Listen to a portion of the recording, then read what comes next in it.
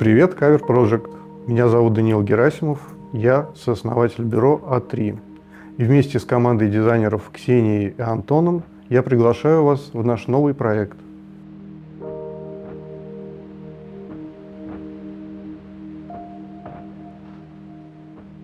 Вообще, эта квартира находится на верхнем этаже нового ЖК.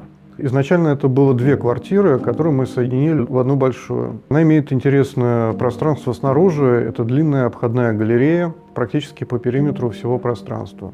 В целом идея проекта в том, чтобы создать комфортные условия для жизни довольно-таки большой семьи.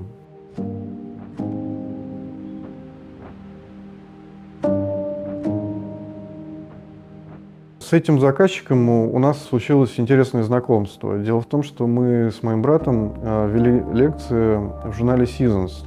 Они были посвящены тому, как устроено архитектурное бюро изнутри, а также мы смотрели, наверное, лучшие работы мира, России и зарубежных коллег. Заказчик проникся нашим подходом к работе.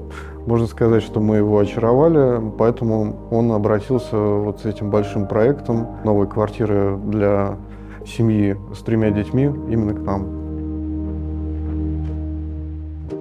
Вообще, заказчица изначально показывала в качестве референсов работы, в основном французских авторов, таких как Жозеф Дюран. Работа Жозефа Дюрана – это скорее работа в неоклассическом стиле.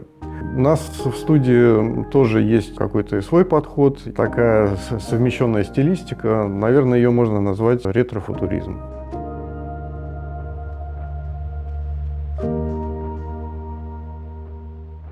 Наверное, потому что заказчик ходил на наши лекции, мы заслужили полное доверие, фактически карт-бланш. Он полностью положился на наш опыт, и наша фантазия в этом проекте раскрылась максимально.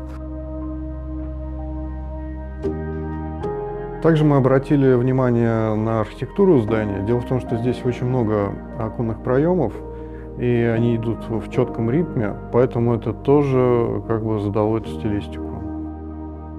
Преимущество этого пространства – большое количество света и высокие потолки, почти 4 метра. Поэтому не обязательно включать искусственное освещение, и квартира всегда наполнена естественным светом.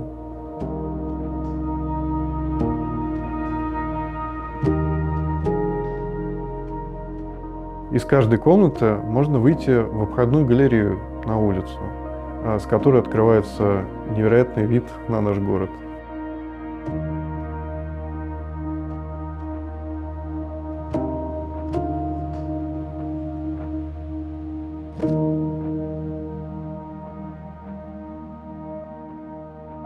Планировка квартиры имеет две основные оси.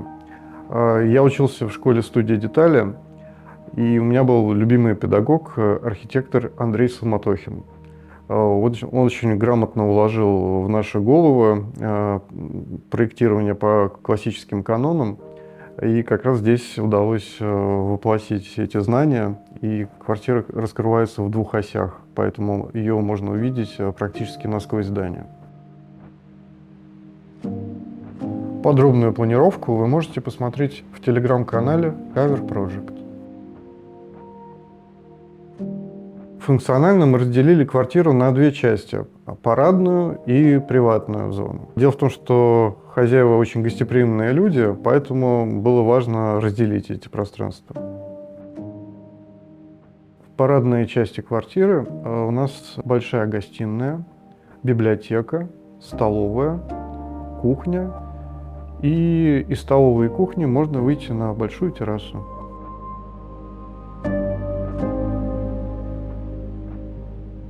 Самое светлое пространство – это, пожалуй, гостиная. Здесь целых 3 окна, светлые стены. Также подчеркивает высоту потолков такая хитрая лепнина, переходящая на нет на стены. Там довольно сложный узел для монтажа был. Она полностью симметричная. Между шкафчиками мы разместили такую красивую нишу с тумбой для искусства. Правый шкафчик фальшивый. По геометрии так выходило, что мы в нем спрятали какие-то коммуникации от дома. В наш интерьер хорошо вписались столики от 50 Forms, они обтекаемые формы.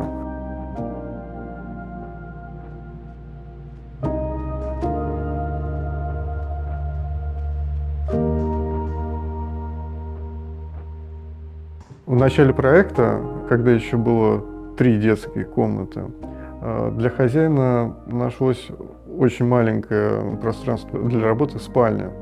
Там выдвигается такая небольшая полочка напротив кровати, и туда здорово вписался пуфик от 50 Forms.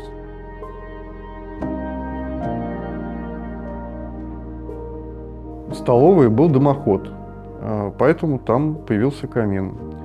У него корпус радиусной формы, топка немецкого производства, которую мы нарядили в такой мраморный портал. Мрамор есть в хозяйском санузле, также он есть в прихожей, в туалете для гостей.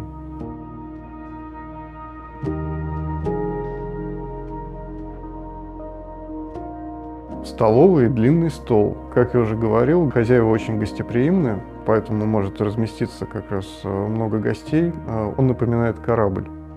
А над ним, тоже подчеркивающая его форму, в тех же пропорциях, но чуть меньше, люстра. Топ стола выполнен из кориана. Дело в том, что этот материал очень легко чистится и реставрируется, если что. А подстолье и нога выполнены в столярной мастерской из МДФ. Также кориан у нас появляется и в детских санузлах. Наверное, потому что там более современный дизайн, и в отличие от мрамора он вписался намного лучше.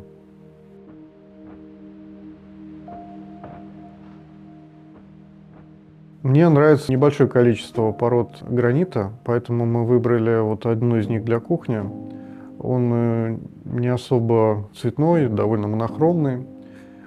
Интересно получилось оформить вытяжку. Она уникальна по-своему, имеет даже некий готический мотив. Ее обходит гипсовая лепнина с небольшим таким выступом. Но поскольку она такого светлого белого цвета, она не имеет такую готическую тяжесть по дизайну, а лишь такой небольшой оттенок.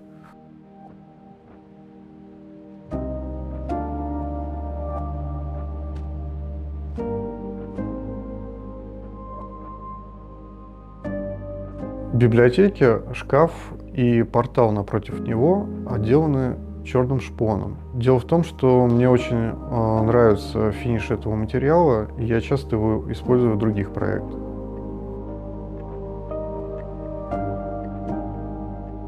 В начале работы заказчик несколько побаивался темных цветов, а нам хотелось каких-то акцентов. И когда появились двери в черном лаке, которые можно задвинуть, и этим как бы мы успокоили заказчика, когда мы их выдвигаем, появляются классные темные акценты, которые не тяжелы, потому что они в таком блестящем лаке, все отражается и играют зайчики. В дверях интересные ручки. Дело в том, что заводские ручки из-за пропорций дверей никак не подходили. Эти двери, они прям очень высокие, поэтому пришлось рисовать самому, и таких ручек нету в других проектах. Работая над планировкой, нам нужно было еще где-то расположить служебное помещение. И постирочная как-то неудачно попадала в красивую нашу библиотеку. Вот, поэтому мы решили замаскировать ее в шкафу за зеркалами. В результате получилась практически тайная комната.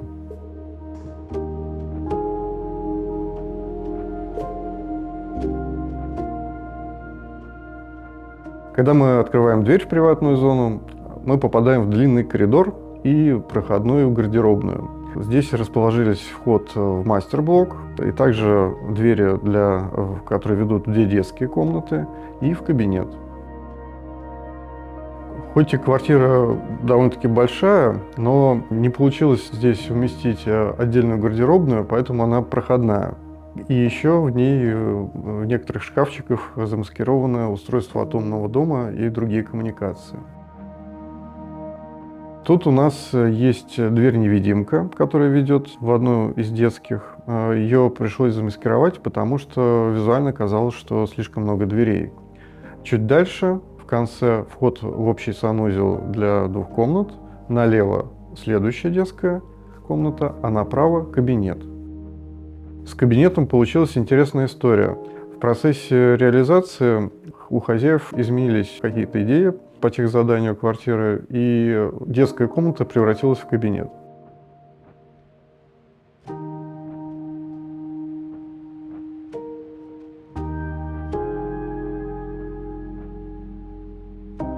Детские комнаты очень похожи. Они отличаются, наверное, только по цвету.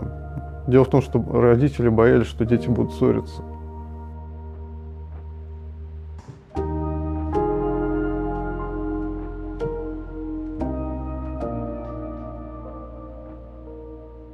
Надо отдать должное и нашим подрядчикам, потому что я как бы проектирую изначальную концепцию, но благодаря тому, что это высокие профессионалы в своем деле, они додумывают, полируют идею и воплощают ее в жизнь идеально.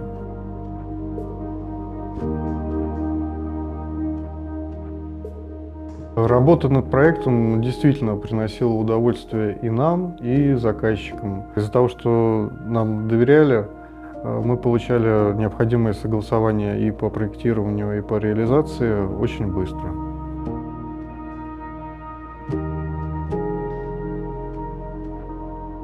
В процессе проектирования некоторые решения хозяину казались спорными, в том числе и потайная дверь.